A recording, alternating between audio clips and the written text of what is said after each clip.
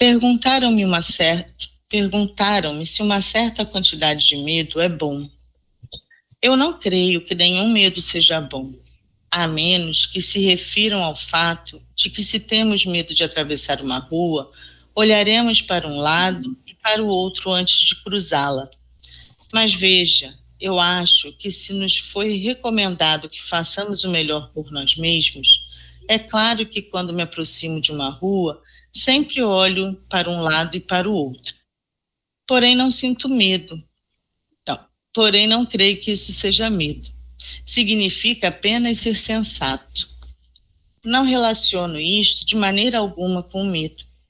Por exemplo, se há pequenas pedras espalhadas sobre uma rocha lisa, sei que estou exposta a escorregar se fico sobre elas. Assim cuido de não fazê-lo.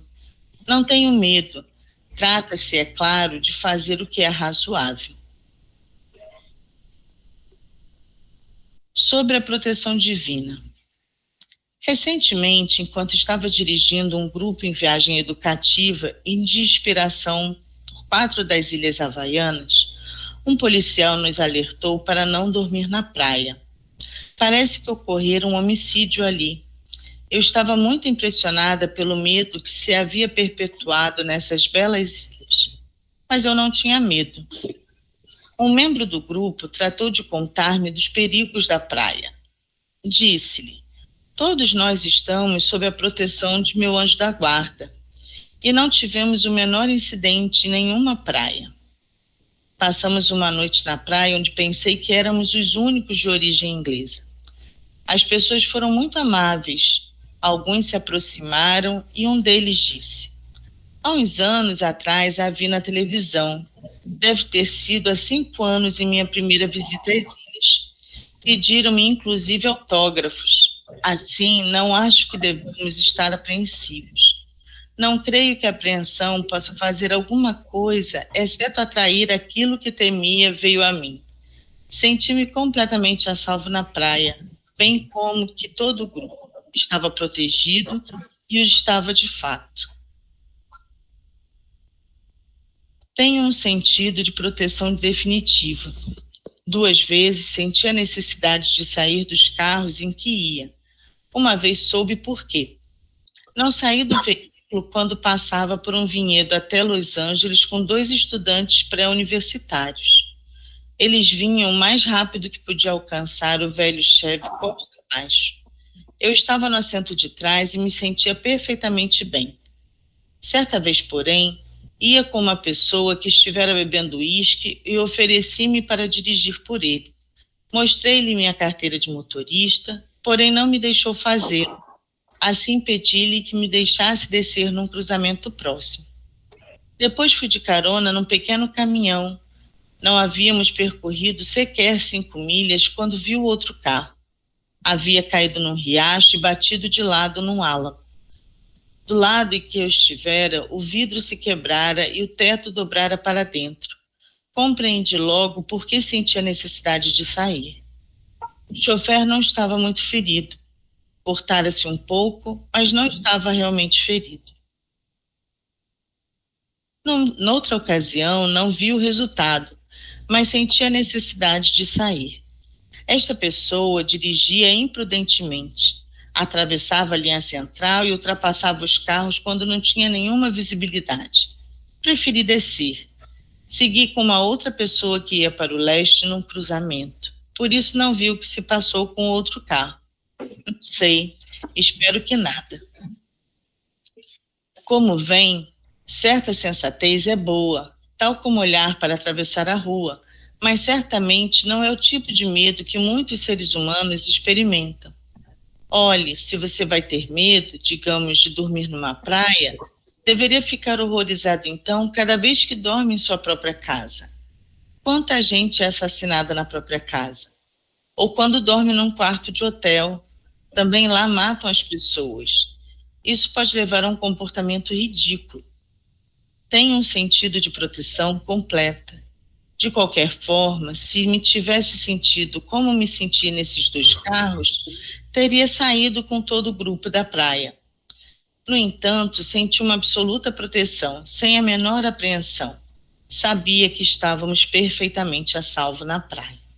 Elisa, Siga. essa, a gente pode dizer até, né, muitos chamariam de premonição até.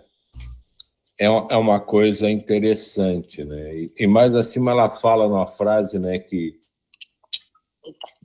você, se você ficar esperando muito, ficar com muito medo, essa coisa acaba aparecendo, né? Que é um pouco, né, embora ela não explique assim, a sintonia dos nossos pensamentos, né? Como a gente vibra. Porque ela fala que ela não tem medo, mas ela se sente protegida porque nos momentos em que ela sentiu alguma coisa, ela mudou o seu rumo e algo realmente aconteceu. Eu conheço várias histórias de pessoas assim. Uma é clássica, um conhecido meu de carro parou num cruzamento e a mulher dele, por que você parou? Vai, anda, vamos embora, não sei o que ele. E ele simplesmente, ele calminho, não vou andar. Mandaram parar, eu vou parar. E assim eles viram um acidente acontecer na frente deles. E é que é mais ou menos como a história que a Peregrina conta, né? E isso me chamou a atenção porque ela faleceu justamente numa situação assim, em que ela pegou uma carona, o carro sofreu um acidente e ela acabou desencarnando. E são os nossos anjos da guarda, né? Como ela chama, né? Os nossos mentores, nossos amigos espirituais. E assim, esses avisos, essas coisas, vêm dentro mais ou menos o que está programado para a gente, da história que está escrita, do nosso script de vida, digamos assim. E, e essa história do medo é interessante porque reforça uma coisa que pouca gente aceita e entende. O que acontece na nossa vida com a gente é porque tinha que acontecer. Mesmo quando a gente tenta dar a volta, distrair aquilo, fazendo uma comparação bem grosseira, não sei se alguém já viu algum desses filmes, que agora até lançou um novo, Premonição, né, que as pessoas conseguem fugir de um evento programado, mas aquele evento os persegue até que se cumpra o que era para ser feito. E a nossa vida segue mais ou menos isso. E como a gente vive dentro do que a gente pensa, a gente produz ao nosso redor as vibrações que a gente cria, quando a gente se envolve com muito medo, com muita insegurança, essas vibrações, esses pensamentos acabam atraindo, como tudo que a gente faz na vida, essas coisas para a gente. Então, as situações que vão nos causando medo, não é que vai acontecer necessariamente alguma coisa, mas elas vão produzindo mais medo, mais ansiedade, mais dúvida, e, e tudo que não nos deixa equilibrado acaba facilitando que a gente se desequilibre, seja pelo que for. Então, essa questão do medo, que é uma coisa muito forte ainda em todos nós, na própria humanidade, é uma questão que precisa ser muito bem trabalhada por todo mundo, porque o medo faz com que a gente se cerque de um monte de dúvidas, de inseguranças. E tanto faz a gente deixar de fazer coisas que eram para ser feitas, como fazer coisas que não eram para ser feitas. E a gente acaba tropeçando no caminho.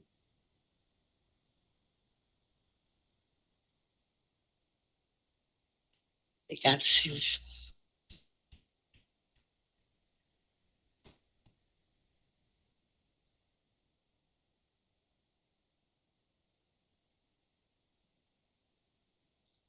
Há muitas coisas que não entendemos bem, só sabemos que ocorrem.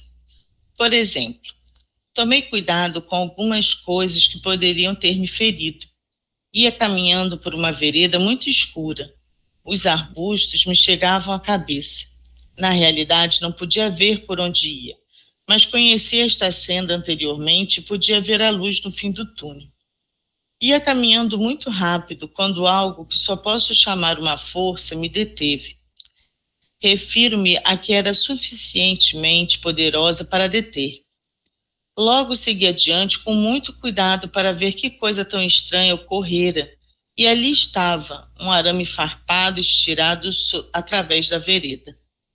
Estavam consertando a cerca para o gado no final do caminho, coisa que eu não sabia. Passaram o arame para evitar que o gado se extraviasse. Se não tivesse me detido, teria esbarrado no arame farpado. Temos muito mais proteção do que a que somos conscientes. O mais significativo deste tipo sucedeu-me quando guiava um carro. Renunciei agora à minha licença para dirigir, mas na época em que eu fazia, fui uma boa motorista e o veículo sempre esteve sob meu controle. Desta vez, guiava o carro de outra pessoa por um caminho que ainda não estava terminado. Vindo ladeira abaixo, havia um semáforo no final do caminho, no qual deveria contornar para um lado ou para o outro. Os automóveis estavam dando a volta em ambas as direções e chegavam no caminho à minha frente. Naturalmente, que coloquei o pé no freio quando vi que o sinal estava vermelho, mas não tinha freio. Puxei o freio de mão, também não funcionou. Pensei que se colocasse a marcha ré, ele pararia, ainda que se fizesse em pedaços. Tentei engatar a ré, mas não entrou. Diante de mim, vi uma caminhonete com duas crianças pequenas que olhavam para trás pela janela. Tinha que deter o veículo. Não podia dar volta à esquerda, havia ali um muro, e os automóveis vinham em grande número e rapidamente. Tinha um muro à direita, com uma canaleta, e meu limitado e pequeno pensamento me disse: lance-se para a canaleta contra o muro. Deterá o veículo. Irá desfazer-se, mas vai parar. Não fui capaz de fazê-lo. Esta foi a única vez em minha vida em que um automóvel esteve fora do meu controle. O veículo deu volta à esquerda, passou entre dois carros e foi subir num pequeno caminho de terra onde parou. Eu não sabia que tinha um caminho de terra ali. Era impossível vê-lo. Como podem observar, essas coisas surpreendentes têm se passado comigo. Agora compreenderão por que me sinto cheia de uma proteção absoluta. Esta proteção se estende, inclusive, a qualquer grupo com o qual esteja. Uma meditação eficiente. Gostaria de compartilhar esta pequena meditação com você. Primeiro, concordamos que a proteção de Deus nos rodeia. Compreenda que é um formoso Filho de Deus, sempre nas mãos de Deus. Aceite Deus, aceite a sua proteção divina. Na verdade, não há nenhum problema a temer. Saiba que não é o traje de argila. Saiba que você não é a natureza centrada em si mesmo que governa a sua vida inutilmente. Saiba que você é a natureza centrada em Deus, o reino de Deus no seu interior, o Cristo que mora em você, eterno e indestrutível. Identifique-se com o verdadeiro eu. Paz. Permaneça em silêncio e conheça que sou Deus. Paz. Permaneça em silêncio e conheça que sou. Paz. Permaneça em silêncio e conheça. Paz. Permaneça. Paz. Paz. Paz. E agora, com o conhecimento de que somos filhos perfeitos de Deus, eternos e indestrutíveis, permita-nos ir por nossos diferentes caminhos com amor e permanecer sempre unidos em espírito. Deus a abençoe e paz para todos. Capítulo 7. Vivendo a vida espiritual. No princípio, empreendi minha caminhada não só para fazer contato com as pessoas, mas também como uma disciplina de oração, para manter-me concentrada em meu rogo pela paz. No entanto, não aprendi ainda a orar sem cessar. Empreendi ainda um período de 45 dias de jejum e oração como uma disciplina de oração. Após alguns anos, a disciplina de oração se tornou completamente desnecessária, já que havia aprendido a orar sem cessar. Fiz um contato tão absoluto que em minha consciência de oração ponho toda circunstância ou pessoa do mundo que me concerne e tudo mais sucede automaticamente. Só rapidinho. Como é interessante isso, né? A gente conhece isso que ela está começando a descrever, né? Pela expressão estado orante, né? Que é exatamente o que ela fez. E acho interessante ela colocar aqui, não é a coisa que simplesmente você decide, né? Você aprende que uma coisa nova é boa e vou fazer aquilo o resto da vida. Você precisa se adaptar a essa nova condição, você precisa se treinar, fazer com que aquilo realmente comece a fazer parte da tua vida. E como tudo que a gente precisa, né, incorporar no nosso ser, né, e aprendendo e fortalecer, é gradativo.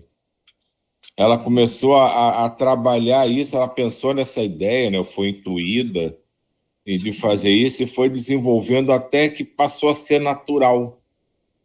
E isso vai acontecendo com a gente em todas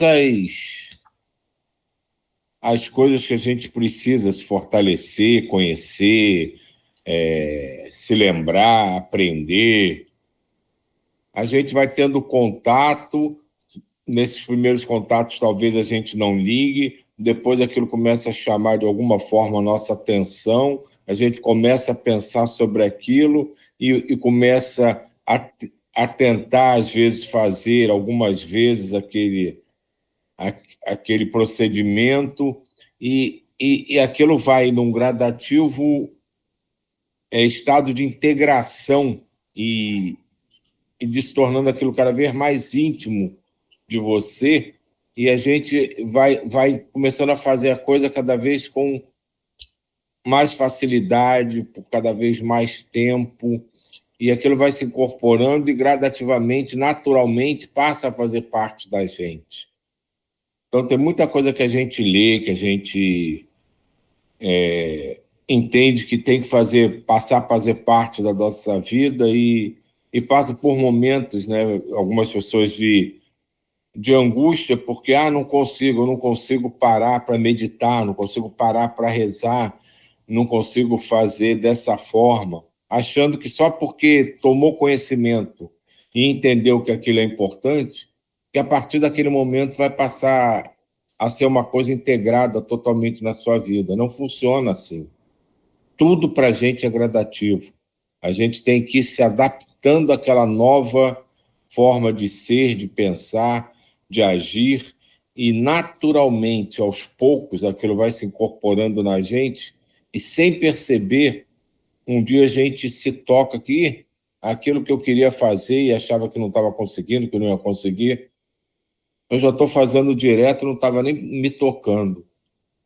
E isso é muito legal. Se qualquer um aqui parar para pensar em algumas coisas que agora já faz e voltar no início, quando tomou contato com ela, vai perceber isso, que a coisa vai numa naturalidade, como a criança do nada aprende a ficar de pé e andar, como do nada começa a falar, começa a expor pensamentos que demonstram uma inteligência que muitas vezes assusta e chama a atenção dos adultos.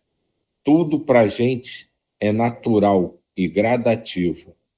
E quanto mais a gente vai deixando ele surgir dentro dessa naturalidade que o universo nos apresenta para tudo, mais fácil o passo seguinte se torna.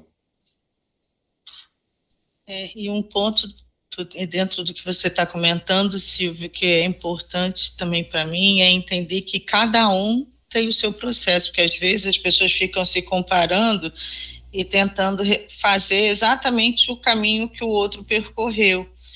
E cada um tem o seu próprio caminho, né? Então, cada um vai ter um processo de aprendizado diferente, aquilo que, de repente, vai ser mais fácil para um, vai ser mais difícil para o outro, ou a compreensão, o mesmo ensinamento para um vai ser de uma forma, para uma outra pessoa vai ser diferente.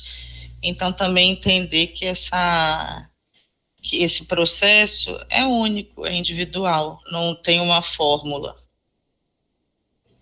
E esse ponto que você tocou é importantíssimo, porque isso que você está falando é um grande motivo de pessoas que entram, seja em que forma for, de religiosidade, filosofia, e mais à frente abandonarem. Normalmente as pessoas têm a sua atenção chamada, né, por alguém ou por algo que vislumbra para eles uma coisa além do que eles imaginavam, ou mais fantástica. E elas acabam se frustrando porque não conseguem fazer o que aquela pessoa que chamou a atenção deles faz, ou não consegue fazer tudo que essa ou aquela filosofia apresenta, aí passam a desacreditar, acham que é armação, que é falso, porque eles não conseguem fazer, e acaba abandonando. Você vê isso em qualquer vertente religiosa ou filosófica, ou mesmo coisas de caráter pessoal. É essa ideia de que alguma coisa que te chamou a atenção, você vai para aquilo e acha que tem que fazer igual. Aí, quando não consegue, a frustração faz com que você acabe abandonando. Eu já vi isso acontecer no catolicismo, no judaísmo, aquelas pessoas que talvez todo mundo aqui já conheça uma, que fica pulando de religião para religião, porque acha que nunca tá de acordo com o que quer fazer. E no fundo, é exatamente isso que você estava falando, Lisa. Achar que porque aquilo chamou a tua atenção, você tem que fazer igualzinho, exatamente igual aquela pessoa que chamou a atenção, ou a doutrina, ou a filosofia em si, mas quando não consegue, não, isso aí é cascata, ninguém consegue fazer. E é por isso, de não entender que cada um tem uma forma de ver, de assimilar, de entender, e cada um leva um tempo diferente para isso. Para aceitar o novo, não é tão simples quanto muitos imaginam, principalmente se a gente já tem uma ideia pré-formada antes. As mudanças de paradigmas individuais para cada um de nós, às vezes, se tornam lutas ferrenhas da gente com a gente mesmo para aceitar uma nova ideia em cima de uma ideia pré-concebida que a gente sempre teve.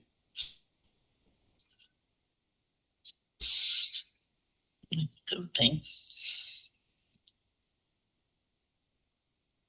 De vez em quando, alguma situação volta à minha consciência, porque realmente necessito concentrar-me nela. Se alguém tem uma dificuldade horrível e essa pessoa surge em minha mente, algumas vezes emprego a oração através da imaginação, que tem sido sempre muito natural para mim, mas compreendo que não é assim para todos. Estendo-me, minha natureza divina se estende para fazer contato com a natureza divina dos demais. Logo tenho a sensação de elevá-los, elevá-los, elevá-los, e tenho o sentimento de estar trazendo a luz divina até eles. Trato de imaginá-los banhados na luz divina. E por último os vejo parados, estendendo os braços banhados na luz dourada. Nesse ponto, deixo-os nas mãos de Deus. Em todas as pessoas que conheço, ainda que alguns possam estar regidos pela natureza centrada em si mesmos e talvez desconheçam totalmente seu potencial, vejo a chispa divina e é nisso que me concentro. Todas as pessoas parecem-me lindas, vejo-as como luzes brilhantes. Sinto-me sempre agradecida por esta gente linda que caminha na terra comigo. Desta forma, poderia dizer que parte de minha oração é um sentimento de agradecimento e, portanto, um sentimento de amor genuíno para com todos os filhos de Deus e toda a sua criação. A oração é uma concentração de pensamentos positivos. Coloco agora algo mais sobre a oração.